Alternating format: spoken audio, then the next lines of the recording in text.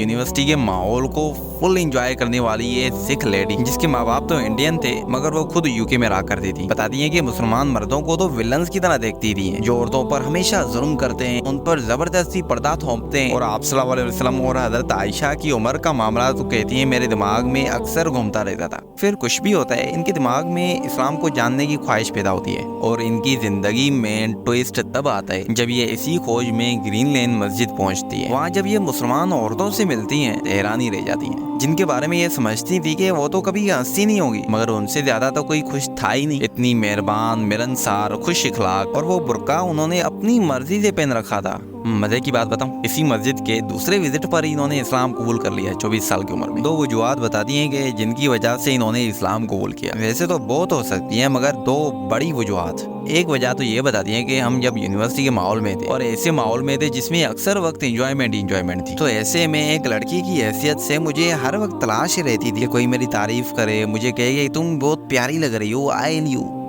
मगर इस्लाम में आपको इनकी जरूरत नहीं होती। यहाँ रिकॉग्निशन अल्लाह की तरफ से आती है। आपका फोकस, मकसद अल्लाह ताला की जात होती है। अल्लाह को अगर वो चीज पसंद है, नो मैटर फिर दुनिया क्या कहती है। और दूसरी वजह ये बताती है कि इस्लाम में जब औरतों का मकाम देखा, आप सल्लल्लाहु अलैहि वसल्लम ने उस शख्स से बात करना पसंद ही नहीं की जो अपनी बेटियों से प्यार नहीं करता। बेटी की अच्छी तरबियत पर जन्नत। इस्लाम ने आगे बताया कि मेहर मर्द देंगे ना कि औरतें। एक दावत में आप सल्लल्लाहु अलैहि वसल्लम को इन्वाइट किया गया, आपने कहा कि आयशा, कहा कि नहीं, आपने कहा कि फिर मैं भी नहीं। बच्ची की पैदाइश पर उसे मनूस समझा जाता था, इस्लाम में उसे रहमत बताया गया। आपके घर की औरतें गुस्सा हो या बहस करें, खामोश हो जाएं आप सल्लल्लाहु अलैहि वसल्लम का बेगमात के दरमियान इंसाफ, ये देखकर बहुत इम्प्रेस हुई। फिर जब इस्लाम कबूल किया इन्होंने, बताती हैं कि एक नए जन्म का एहसास हुआ, जैसे मैं दोबारा पैदा हो गई हूँ। आपको क्या लगता है कि इस्लाम कबूल करने के बाद बस रिलैक्स? अल्लाह ताला क्या आजमाता नहीं है अपने बंदों को? इस्लाम कबूल करने के बाद कहती है मेरी फैमिली की तरफ मेरे लिए दरवाजे बंद हो गए, तलाक हो गई, एक के ऊपर एक मुश्किलें आने लगी। इन पर ऐसा वक्त भी आया, कहती हैं कि मेरा दिल चाहता था कि अपने आप को खत्म कर दूं, मगर